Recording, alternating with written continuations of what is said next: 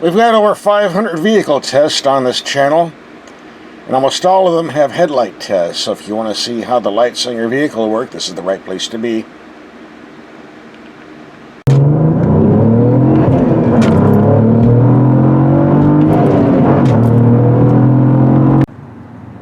Well, it looks like Cadillac sent us a CT4, but not just any CT4, the V Series Blackwing.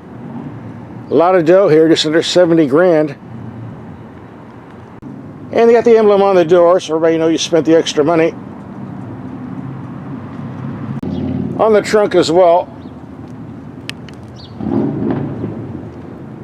We're going to do a full 1-week road test on this, putting up lots and lots of miles in about 4 or 5 days. But for today, we're going to take these headlights out in the dark and see how they perform.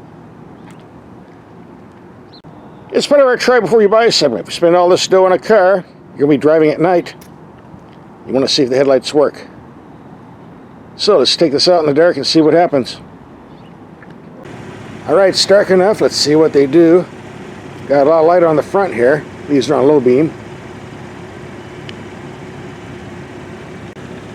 Now the high beam, not much difference. And here's what the taillights look like.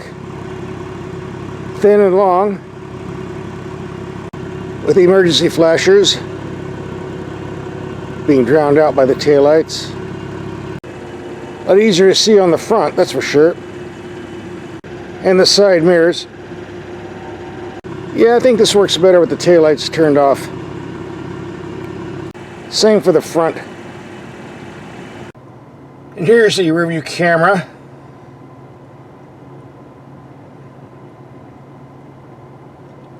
Looks slightly better in person than it does on my camera. Not much of a light show as far as the other instruments go. If you hit the Performance V mode button, that's for another video. The gauge cluster changes for you. It looks cool. Looks far better at night than it did in the daytime.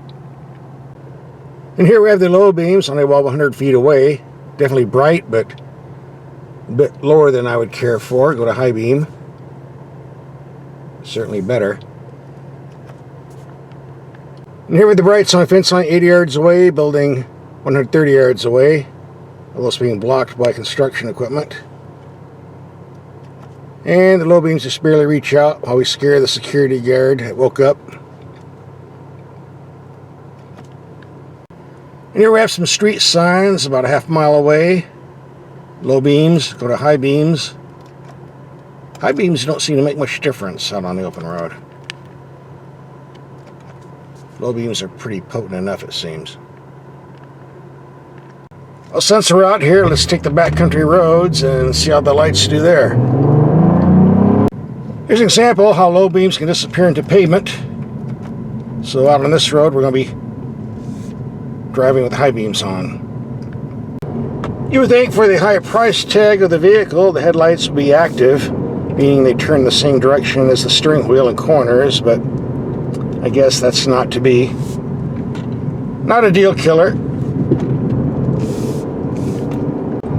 However, there is a lot of wildlife out here, big wildlife you don't want to hit, so as long as you have the brights on, I think we'll be just fine. I see the jail's empty. You don't want to get caught speeding out here. You could end up in there.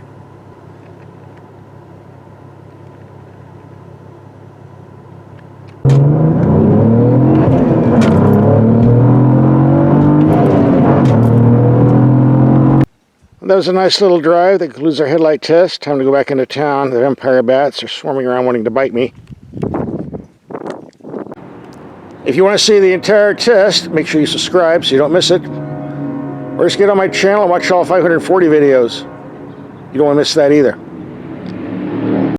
By the way, here's a video test we did on the new Corvette.